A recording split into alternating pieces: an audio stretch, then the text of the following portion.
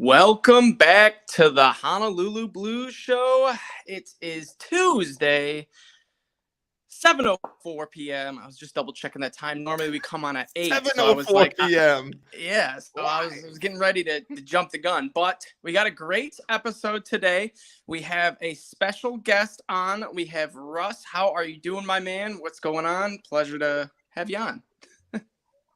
Yeah, no, thanks for having me on, fellows. It's always a lot of fun being able to hop on, talk Lions, especially you fine folks. You guys have done a phenomenal job with this podcast and this brand. So it's awesome to kind of see the growth, and we're kind of all growing together, especially my boy Nick. I've known Nick for pretty crazy, close to a decade, which is pretty wild. But I'm happy to be here. Happy to talk some draft, happy to talk some Lions.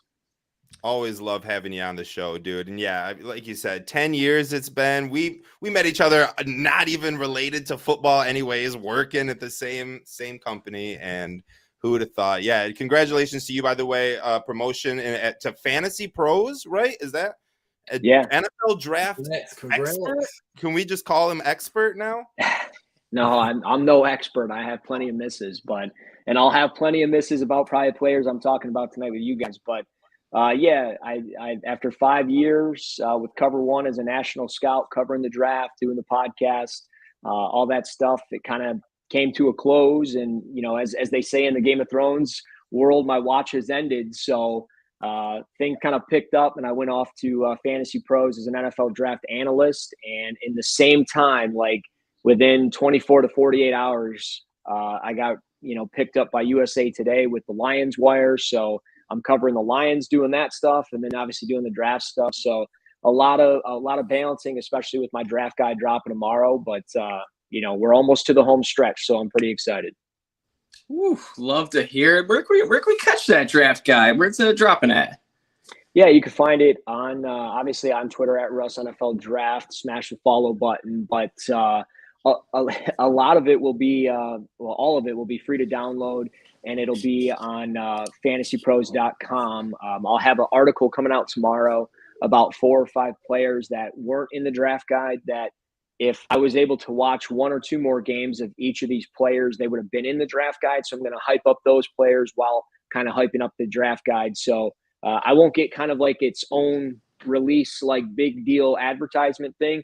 But a lot of that's just because Fantasy Pros has their own draft guide. But because I was kind of part of the process late, it's just kind of, they're giving me kind of my 15 minutes of fame with my guide. But ultimately, we want to push out the Fantasy Pros guide, which is what it's all about. I mean, we've got a great brand. We've got a great team of guys. And I'm excited about next year's draft just as much as I am this one. So you can check it out on fantasypros.com. You can check it out on Twitter at Russ NFL Draft.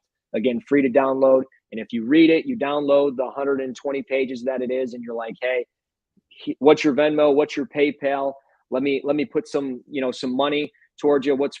Give me $5, whatever. I don't want the money. Please donate it to charity. In the intro, there's 2 charities on there: Wounded Warriors Project and the Ronald McDonald House Charities. Give it to people that are much more in need than me. Our veterans are the ones that allowed us to do what we do every single day. And, as a dad, my kid just turned 13, and fortunately he's healthy, he's beautiful, he's great. And I could not imagine having, as a dad, a family with a sick kid or something like that. So give it to the people that need it. And I got those charities in there. And if you don't agree with them, go ahead and send it somewhere else. I don't care, but don't send it to me. I don't want your money. I just want you to enjoy the product.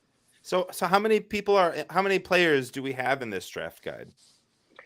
In total, it's going to be 100 graded prospects with full evaluations. So we're talking in-depth players as far as, number of games we watched, their combine numbers, strengths and weaknesses, overall projections, and then player notes. And that's my favorite part of the draft guide in general. Is I love researching the player. I love finding out why they are the way that they are. And, for example, Broderick Jones, he's number 9 on my board. He's my top-ranked offensive tackle.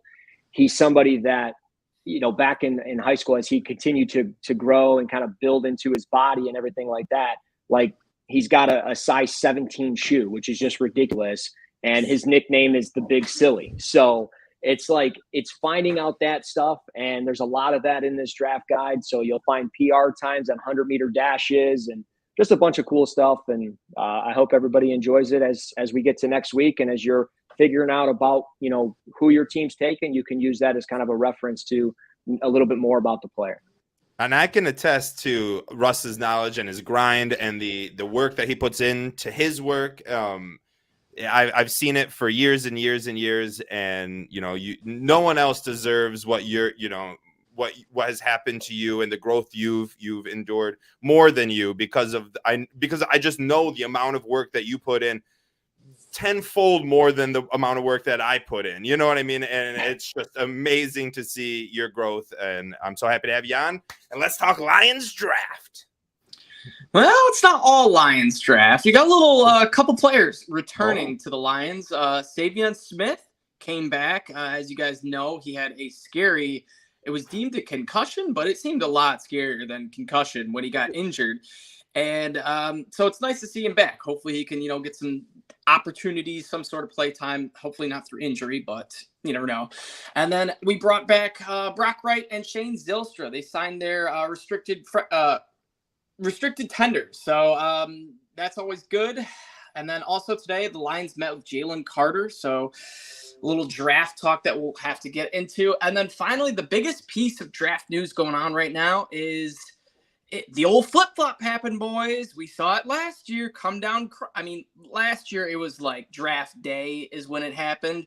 And this year it was more of kind of like a Baker situation where, I should say Baker, but kind of like not the number one overall pick became the clear consensus number one overall pick. And that was Bryce Young. He somehow got fallen behind CJ Stroud in the odds, and now he is back to minus 1,000, a damn near lock to go first overall to the Panthers. So I'll start it off here, Russ. CJ Stroud, is he going to slip to the Lions? I don't think so. Anything's possible, but personally, I don't think so. I don't think Houston's going to take him at 2, to be completely honest with you. But with teams sitting there at 3, 4, and even potentially 5, I don't see him falling there at 6. And if he ends up making it to 4, I think Indianapolis kind of has a layup. No matter how you want to toss it up.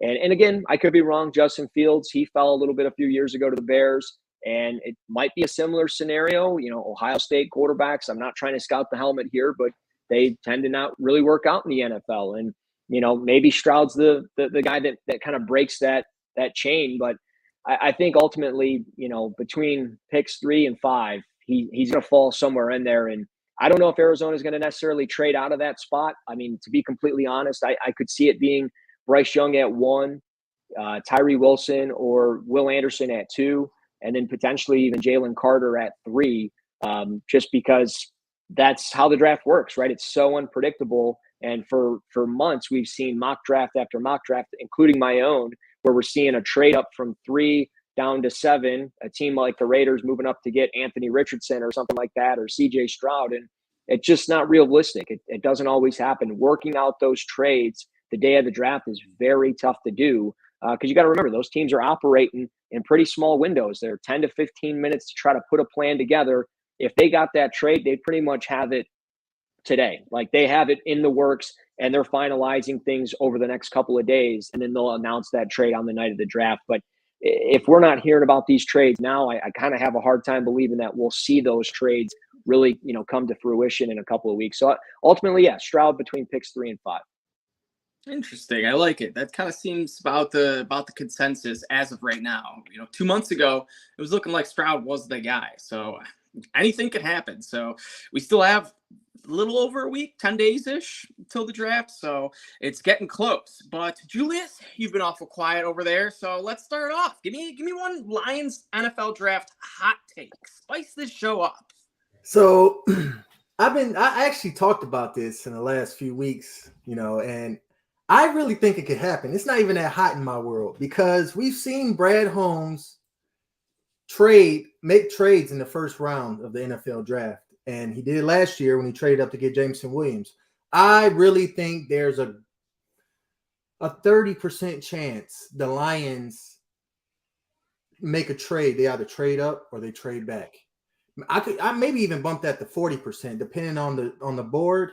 I just feel like a trade is going to happen. And I would not be surprised. Here's the hot take part. We trade up twice. I had it in my mock last time.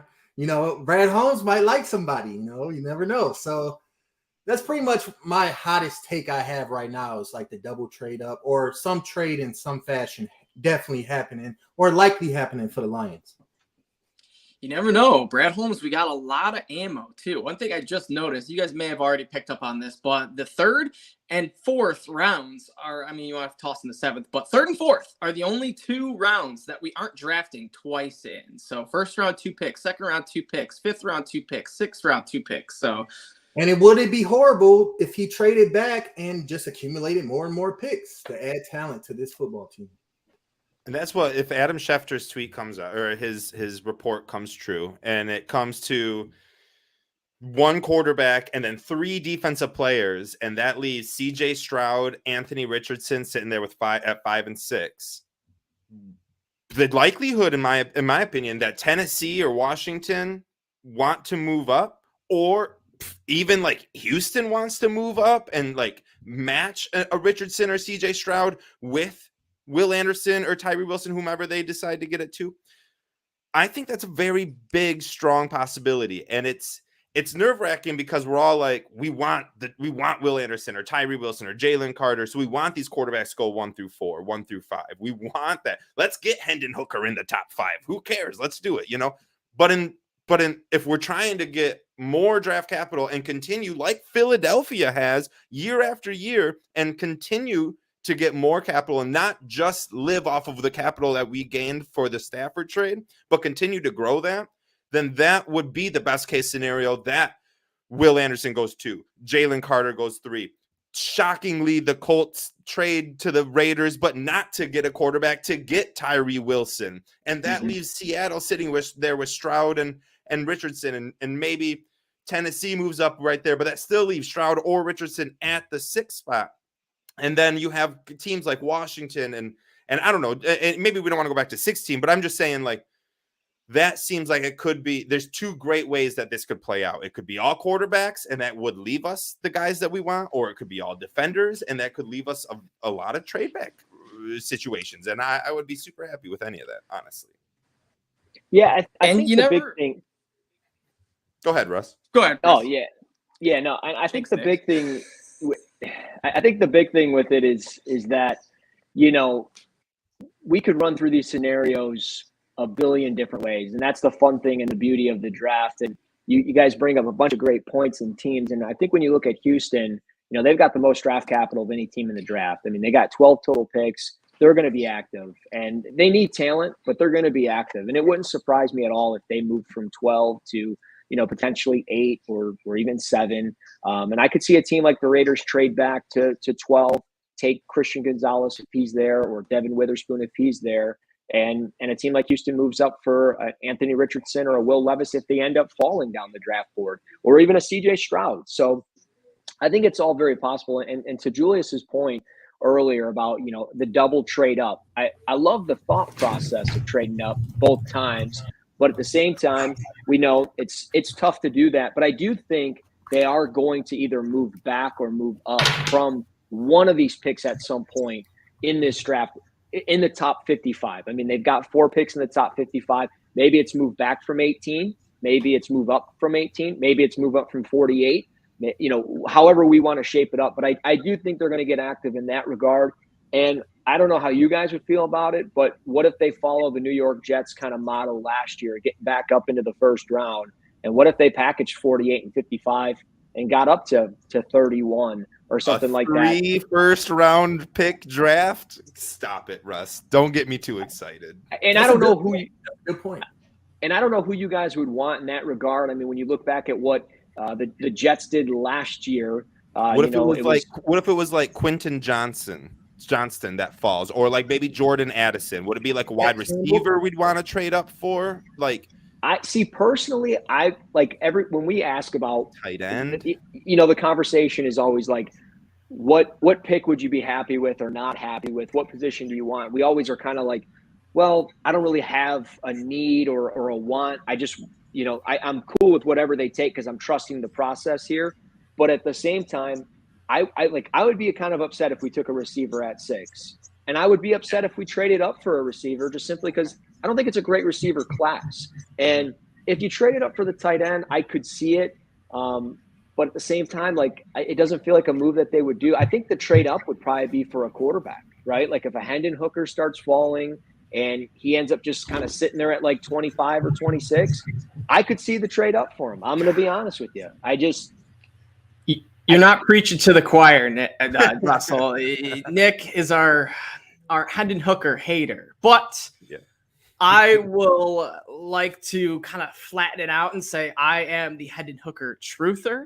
I do believe in him. I wouldn't be opposed to if the Lions did some sort of, move up to 25 like you were just talking about and getting him. But with that 18th pick, yeah, I'm probably out. But if we do some sort of trade action, then I think I could buy in. So, Nick, did you get to a draft hot take? I was kind of having some technical difficulties, but yes, no, I did not, and I'd love to. Also, Hendon Hooker, Teddy Bridgewater 2.0. Have fun with that. What are we gonna do with that, guys? Okay, have fun. Anyways. I don't know if this is so spicy. I kind of wanted to be like, I kind of wanted to get a little ridiculous with it, but I won't. I'm just gonna stick with like, this has just been my take since October, and I've said it a million times and I'll continue to say it. And this is my spicy take, is that if all the quarterbacks go first and we have the pick, or we trade up, say we trade up to 3, we aren't trading up for Jalen Carter. We wouldn't be trading up for Will Anderson.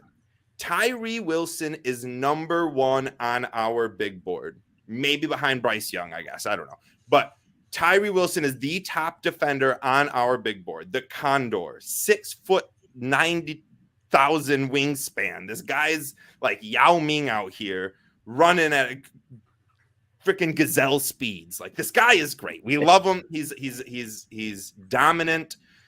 And I think that Brad Holmes and Dan Campbell also see that. Will Anderson is a great competitor, a little undersized, but has the pedigree, has everything behind him. Jalen Carter, a little suspicious, red flags, but still just one of the most dominant prospects we've seen come out of college in the last 20 years.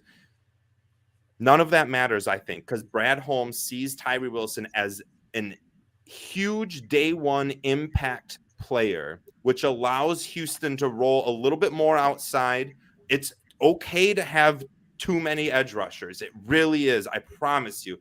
And I believe my spicy take is that my spicy take is that we're taking Tyree Wilson.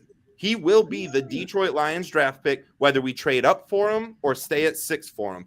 I don't think we really would trade up for him, but like, I'm just saying. That's what I was going to ask you, Nick. I was going to ask you, do you honestly believe that they would trade up to 3 and take Tyree Wilson? No, not 3, but I do believe we would trade up to 4.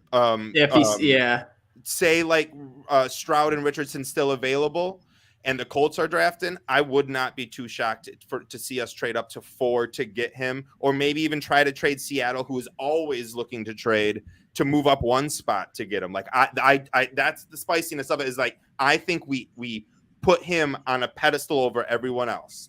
At least I do, and I like to think Brad Holmes thinks like me, so that's why I go with it. Well, he does listen to the show every now and then, so any you never responses, know. Any rebuttals? No one? Everyone's just kind of like, damn, he made a really good point. Or they're like, it's so hot that I can't breathe. I need oxygen. I smoke-filled lungs. How I look at it is, if Brad Holmes were to trade, or just even some sort of circumstance where he either trades up for Tyree Wilson or just straight up some crazy draft scenario, Tyree Wilson and Will Anderson are available, and he takes Tyree Wilson, and then Tyree Wilson is the better player in the long run. Because I think we're seeing this Travon Walker, Aiden Hutchinson, 2-star, pass rushers. It's just, there's someone that's a little better. Who's going to be the better one? Because obviously, not dogging Kayvon, because he turned it up a notch towards the end of the year and could be a very good player, but it was obvious that Hutch was the better pick and the right better choice. Than Sauce Gardner. Yeah. I'm a little salty. Some would like to think. But all in all, we're sitting at pick 6. I don't think Will Anderson will fall. It's looking like we might be going cornerback. That's what Vegas has us doing. Devin Witherspoon has the top odds right now, which it's not really the top odds. Let's talk about this because he's plus 110. Next up behind him, I think, is Christian Gonzalez at plus 350, but it's another guy. And by Vegas not giving any player minus odds, I think they have no clue. They're just giving their best guess. And the Lions are one of their toughest teams. And then also on FanDuel, they removed the section where you can choose Detroit Lions first position picked. So we talked about this in previous podcasts. It was cornerback and defensive lineman sitting at minus 110, minus 105. It's gone now. So might come back, might not come back. But Vegas, I feel like, is a little unsure. Is that your spicy take, or I don't know. I was really doing a spicy take. I want to know Russ's spicy take too. Number 6, but all in all, we'll shoot it back to you, Russ. Who do you want the Lions to take at pick 6, and who do you think that we will actually take at pick 6? Also, I want to know your spicy hot take too throughout all this. So you got 100 questions. Yeah, I want to know Russ's spicy hot take too. So I'll say, well, I do think Devin Witherspoon could very well be their guy, and I'm a Christian Gonzalez stan, so like that's a guy that I'd be fine with. But I will say the spicy take would be I wouldn't be surprised if Detroit ended up somehow, some way with Deonte Banks from Maryland at some point in this first round. Oh. And the reason being is he's a physical press man corner, and while the ball skills really aren't there, he only had 11 pass deflections in the course of his career and only 2 or 3 interceptions. He's somebody that you can mold and really build into what you want him to be. And I think that's what they want. They want coachable guys that you can mold and build into the player that, you want them to be, but also that are going to buy into the program. And I think he's the type of kid that's going to buy into what they're building in Detroit. So I think with his physicality and just the traits that are there, he ran the 40 in 4.35 seconds. He's got the size to have that press man ability. I think corner's ultimately the top need. I think they revealed their cards when they traded away Jeff Okudah. And whether it's at 6, whether it's a trade down, whether it's taking the best player available at 6 and a corner at 18, no matter how you want to slice it, I think Deonte Banks is somebody that they're starting to target and circle in on. And really they're hoping that a team like New England, Green Bay, or even potentially Pittsburgh at 17 doesn't take that cornerback, and then they circle in on him at 18. So I think that's going to be what it's going to be, corner at some point in the first round. And I know that's not spicy, but I think that's what it's going to be. So I feel like I want to change my spicy pick. That we're not going to take a cornerback in the first round. Do you really think that? Just because Russ said it, you know what I mean? If Russ says something, I'm going to go the opposite way. Fine. So but Brad Holmes has a history of not drafting corner early, right? I mean, it's not like he was pulling the trigger in Los Angeles. I don't know. He was like heavily involved with the Rams picks and stuff. They adapted by getting secondary late. Taylor Rapp, I mean, whatever, or getting them through trades, you know what I mean? Getting veterans. Do you truly believe that Brad Holmes would kind of forego the, precedent that he set basically as the GM and get a cornerback early? Like we truly think that'll happen, or is he going to shock the world and wait and we're going to be like day 3, round 4 being like, what are we doing? And then DJ Turner or something.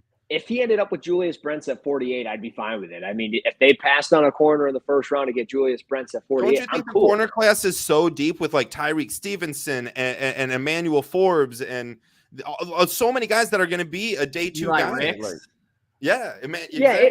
It's a deep class, no doubt about it. But I think when you start to kind of narrow down the list, right? So tight end, if we go off of what they've shown that they are going to do, whether they're with the Rams or whether they're with another team, if you look at it and go, okay, they're not going to value a tight end high. They had one on their roster. They traded him away mid-season when it looked like they were tanking at that point and they figured it out. But they're not going to value tight end. It's not a great wide receiver class. You already traded up for a guy last year. You got to pay Amon-Ra St. Brown. I don't know if that's necessarily going to be what they do. So we can chalk off those 2 pieces. Are they really going to go after a quarterback? It doesn't feel like it. So there's a position gone. There's not really a safety in the first round maybe worth taking. Maybe Brian Branch, but you could justify him as a nickel. So that kind of is a defensive back. There's not really a linebacker between 6 and 18 that you're going to take. So that leaves you to offensive tackle interior offensive line, which really there's not an interior offensive lineman you're going to take unless it's Osiris Torrance, which I doubt. Offensive tackle, you could make the case. So really it's offensive tackle, corner, and defensive line. And I think when you narrow the list down off of just overall talent, because they want the best talent. They know and I think we as fans can agree, they want the best talent, and that's what we want. So I think when you narrow it down, it's corner, defensive line, or edge rusher, and offensive tackle. And I think when they get to those spots, they're going to address their board the way they have in the past, and they'll take the guys that kind of fit what they're looking for. Wouldn't it be crazy if the Lions drafted corner at 6 and then tight end at 18? Just a total 3 years ago, Lions nightmare. And now it's kind of a nightmare to me. I'm not gonna lie, guys. That's not what I'm hoping for. But how about if we traded back for that tight end? There's a couple tight ends I wouldn't be opposed to getting at 25, the 26, only 27. tight end I would want not Kincaid, not Michael Mayer. I would want Darnell Washington. Big boy Washington. That's what I'm saying. Pick 20 in, we trade back for him. Never know. We can probably have to trade up into that 27 to 31 range to get Washington, or trade back to 27, 31 and gain another second rounder somewhere down the line. At 6, not 6, 18. Trade 18 back to. Yeah, but I'm talking about at 6 the Christian Gonzalez. As far as Christian Gonzalez is concerned, at 6, if you really believe that he is a lockdown cornerback in the NFL, he's the pick. Mm-hmm. Yeah, depending on who's out there, it's not as black and white as that. I heard Sauce Gardner vibes from Christian Gonzalez. Yeah, I get. No, I don't get those vibes from him. I think the ability to stylistically, they're not the same. While they both play on the boundary, that's similar. They both have really good length. That's similar. Sauce was so different. I mean, he was so fluid with his lower half. I've never seen a corner with the footwork speed that he's got. I mean, it is outstanding. But beyond that, when I watch Christian Gonzalez, I get Patrick Surtain the second vibes. And I think you can justify that as a top 10 pick. And I think when you look at it, people are like, oh, well, he can't tackle. He's not physical. Well, I'm going to be honest. If the running back's getting out to the corner by that point in time, we got a problem anyways. But beyond that, it's a passing league. I don't need my corner to tackle. I need him to cover. That's first and foremost for my corner. And I need that guy. Okudah was an amazing tackler. Right. Right. That's exactly, yeah, exactly. No, and I think just thinking back to that draft, imagine how different it would have been and I get it, we could have had Justin Herbert, I understand. But I wanted Derek Brown so bad in that draft, and the fact that we passed on him to take Jeff Okudah was so in my gut, I knew it was never going to be the thing, and it is what it is. But I just, in my gut here, I'm with Julius. I think if Christian Gonzalez is your guy, the West Coast ties, they've gone to Oregon before, they've gone down that well. I think that pick makes so much sense, and I'm fine with it. I will say this, and I'm going to throw a curveball in here, and maybe this is my spicy take. I don't know. I'm trying to find one for you guys. But I'm being honest with the whole process. Show will all have 10 spicy takes. I know, but what about and just no trades here, but Peter Skoronski at 6, Deonte Banks at 18. I'll take that. Continue to bolster the offensive line. There's nothing wrong with it. There is nothing wrong with it. I think it's a legitimate. I think it's a sneaky need on the team. And when you look at kind of the resources that they've brought in, Big V's back, but he's got a bad back. We all know that. He's injured. And let's be honest, is he going to probably play? I don't think so. That's why they brought in Graham Glasgow, but it's a 1-year deal. And it's kind of hey, he's wrapping it up. He's getting ready for the next step in his career. So you don't really have a long-term answer at right guard. Taylor Decker's getting older. And I love Taylor Decker, but I mean, it feels like at some point that door's going to close for him. So there's going to be some needs there, and it's a sneaky need. Now, I'm not saying you're going to take it in the first round, but if there's any safe picks in this draft, it's the 4 or 5 offensive tackles that are being discussed from Darnell Wright, Paris Johnson, Broderick Jones, and Peter Skoronski. Those are the safe picks because those are all guys that are going to come in here, work with Hank Fraley, and they're going to be great. That would be crazy to get an offensive. We're doing a live stream for the draft, and I feel like we would It would be like our balloons. It would be just so deflate. boring. It would be Oh my God. deflating balloons. Everyone His name is called at 6. Oh my God! At 6, I I can want see it now. I can see it now. Your hat over your eyes. Peter Skoronsky. What are we doing? No, And listen, I like the Deontay Banks too at 18, but that's who we let's mock. just say it's Bijan Robinson and Peter Skoronsky. What about Bijan at 18? What about Bijan at 18? Yeah, just go ahead and rush for 1,600 yards in his rookie He year. just go. He gets so much more than that behind our offensive line, especially What if we they added took him at Skoronsky. 6? Dude. See, all right, I got a question. Just popped in my head randomly. We draft Bijan. Lions have 2,200 plus rush yards combined between the three, Swift, Monty, and Bijan. Goff just has a mediocre, like not even 3,000 season. We win a playoff game. What do you do with Goff? It's a good question. Yes.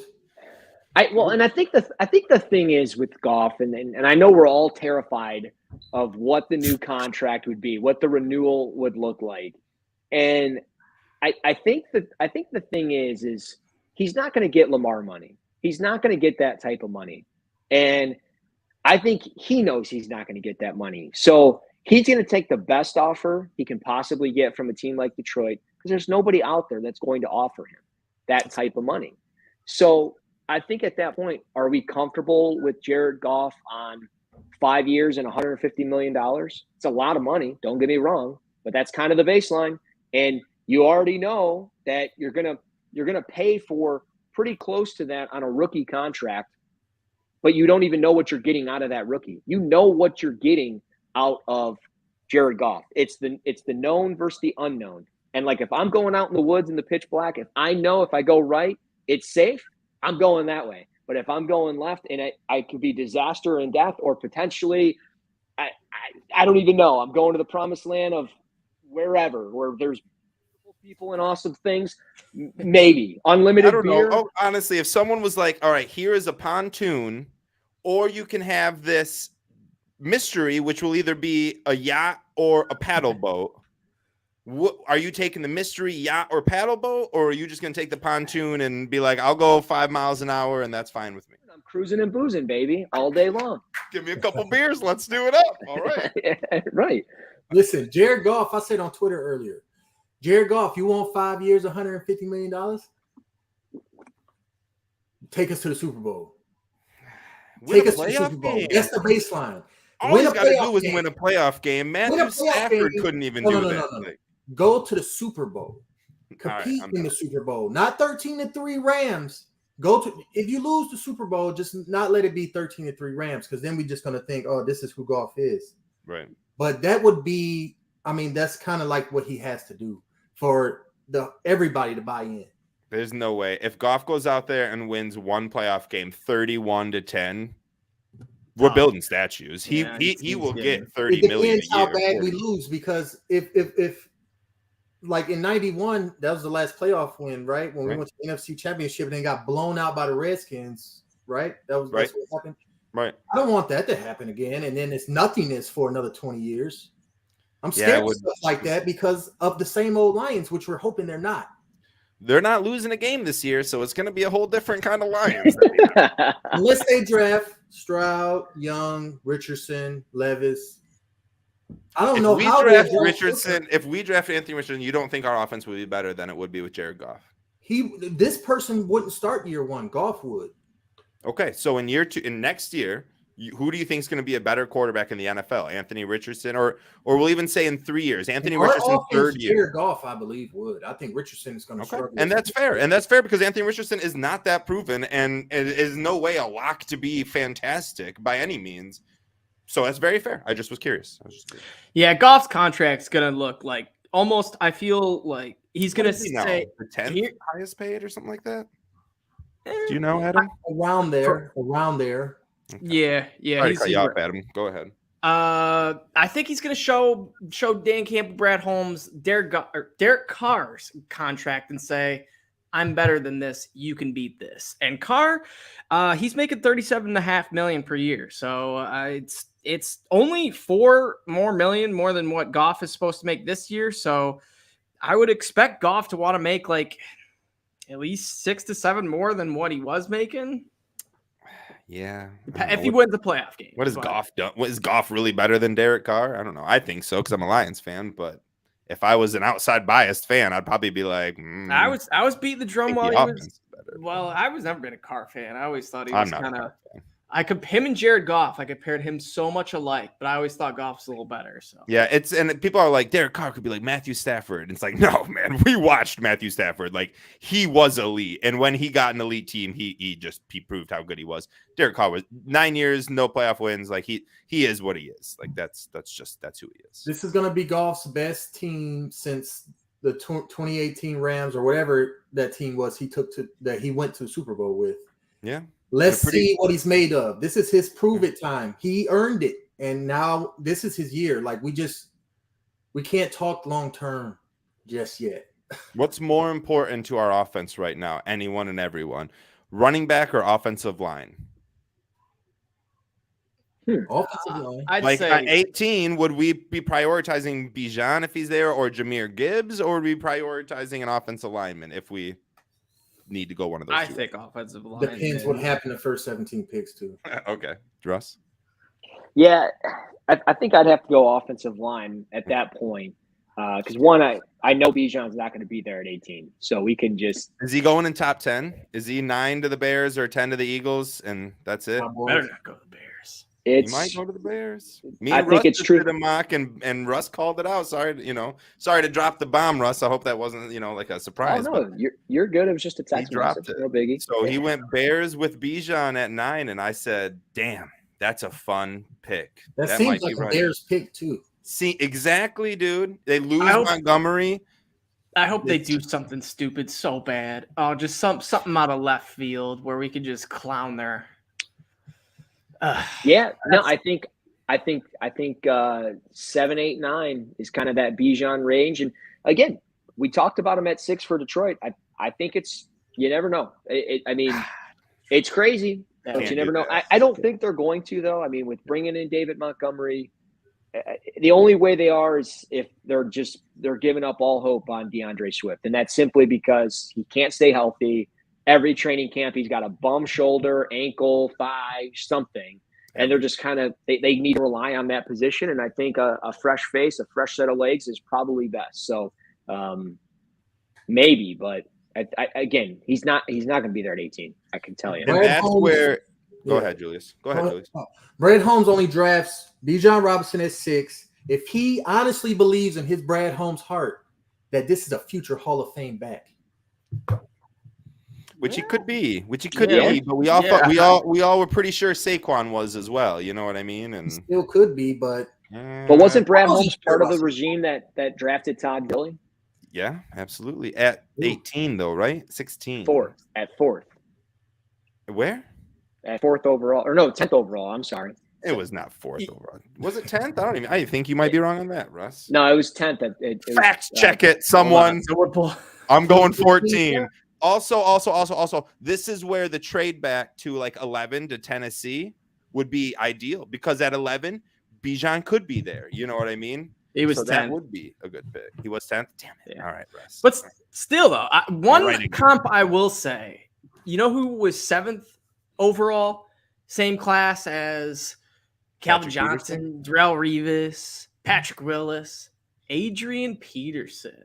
And if Bijan, I mean, it's asking for a lot, but if if every running back drafted at 7 is Adrian Peterson. This turned into like an Adrian Peterson situation that's like a home run pick because AP he was something. And if you get similar, similarities when Bijan has the ball as opposed when AP has the ball, they kind of different runners, but still, if you could, get the same amount of production just in a different way, then I could see it. And that would be a move, like a big Brad Holmes, like I'm slamming my nuts on the table. I know more than every 31 of you GMs out here. Pull out the wheelbarrow. I would also say that getting Bijan is quite vital. And I brought it up when we were talking about trading for Derrick Henry 2-3 months ago. when is Jared Goff at his best? Jared Goff is at his best when he has a running back that rushes for 28 touchdowns like Jamal did last year, however many he did, 18. When Todd Gurley has 29 total touchdowns or 45, however many he had, both of the years that he was great. That is when Jared Goff is the best, when his running back is elite. He needs to have an elite running back for him to feel confident in the pocket, for him to know that the defense is not going to be sending pressure at max because there's a running back that can do everything, catch the ball, run the ball. You have to be aware of them. We have that with Montgomery and Swift. It's great. But Montgomery, we've seen him behind Chicago. You got him on a second-year deal. Unfortunately, in the NFL, when you get a running back on a second contract, it's tough. The numbers go down. Like, it is what it is. And hopefully we're wrong, and hopefully he's great. And there are running backs that avoid that stereotype, but it's just a risky thing. Along with DeAndre Swift, who is straight up made out of glass at best. Glass might even be too strong of a term for what he's made out of. So I really do think that getting Bijan, I call him Bijan. God, if we do draft him, I'll call him Bijan his whole life. If we get Bijan, it will impact Jared Goff more so than getting a guy like Darnell Wright would.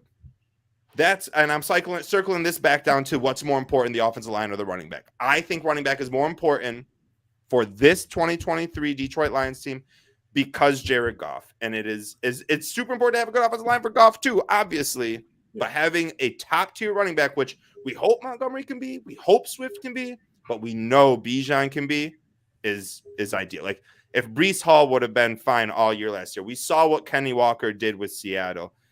Running backs are a dime a dozen, I guess, but they're really not for those first couple years in the NFL. Yeah. Use Bijan for this win now mode that we are in right now for the next 3 years. This is our window. Once we have to start paying all these players, that window may close. This is the window. Use Bijan his rookie and his second year before anything becomes lingering to him. He can catch it out of the backfield too. And he's amazing out of the backfield. 3 backs catching out of the backfield. That would be ridiculous. Just put them all. We run a pistol with all 3. And have them all spread. Oh, my God. With J-Mo just taking all the safeties down. And what they got linebackers on them. You know what I mean? Like, golly. Gee, double wheel routes. You know who's going to be wide open? James right? James Mitchell. Yeah, exactly. 89-yard touchdown catch. Fantasy dark horse alert. I love it. David Montgomery, he was definitely one of the better signings and kind of better moments of this NFL. What are you showing us? We got a fresh art from my daughter slid under the door as she laughs out there. So, a flower for everyone. How beautiful. Love it. What a good drawing. But all in all, who is the one player, move, transaction, whatever you want to call it, that the Lions have done that you've loved the most? It could be Chauncey Gardner-Johnson, could be Dave Montgomery, Sutton, Mosley, freeing up cap space. Russell, let's shoot it at you first. What's the one that sticks out the most? Cam Sutton. Coming over from Pittsburgh. I think it's a phenomenal signing. He fits exactly what they're looking for in the position. And I think he's somebody that ultimately, when they're looking for that outside corner, they're looking for that versatile playmaker in the back end of the secondary. While I love Chauncey Gardner-Johnson, I think it's a great signing. Again, it's not the long-term deal. And Cam Sutton's not really that long-term either. It's a 3-year contract. That's essentially a 2-year deal because they can get out of it.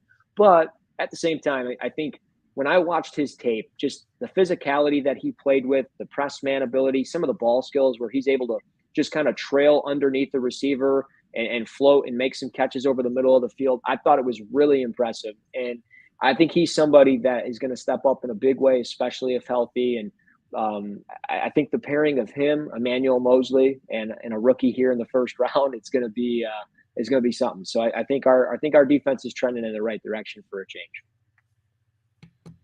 Yeah, I'll jump in next, and Cam Sutton kind of would be my choice, but not to just double on everything that Russ just said. I will quickly switch over to the same position I was just talking about, because everything I was talking about is kind of a pipe dream. I don't know if we get Bijan. I don't know if we get Jahmyr Gibbs, but getting David Montgomery was huge. We saw what he did with Chicago, in a shitty, poor offensive line. He's still surpassed 800 plus yards every single season of his career. Getting him behind this offensive line, and I see a question in the comments of who would be starting. He will be starting. He will be the running back one. Swift will be a secondary flash in the pan kind of guy who will have big plays, not to put him down by any means, but it'll be David Montgomery getting those Jamal Williams goal line carries. It will be him getting the 3rd and 1, 4th and 1 plays, a lot of the catches out of the backfield. I think this the signing of David Montgomery is, again, vital to not just the running back room, but the entire offense, especially Jared Goff, because, again, he relies so heavily on the running back position. And if we don't get Bijan, having David Montgomery, honestly, as opposed to Jamal Williams, I think is a massive upgrade just overall at the running back position. So I think that's probably the biggest signing we've done. I guess I'll jump in. I'm a not piggyback off you two, and I'm going to go with my guy, CJ Gardner-Johnson. From the Eagles, I love this pickup. I love the contract, 1 year, kind of like he's ready to win with us this year. I'm sure he's going to go all out. He was a league leader in interceptions. He brings another element of takeaways to our secondary. Very versatile, can play in the nickel, can play safety, can even play a little outside. And he's just a very, very passionate player, and he kind of fits that it factor that Brad Holmes and Dan Campbell talks about when they're looking for in their free agents and in their rookies. They're looking for this personality type or this. I don't know exactly what it is. We've discussed it. We debated it. But I think CJ Gardner-Johnson definitely has it. And he's going to be a huge, huge help to our defense this upcoming season. I should have known. I should have jumped in. You guys took the top 3 choices, but Adam's like, I really like this guy, Jalen Reeves-Maybin. I was literally okay.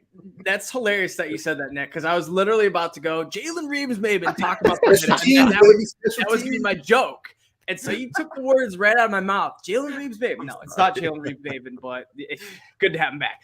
I will go a different route and say bringing in Dre Bly as our cornerbacks coach is going to be something special for this cornerback group.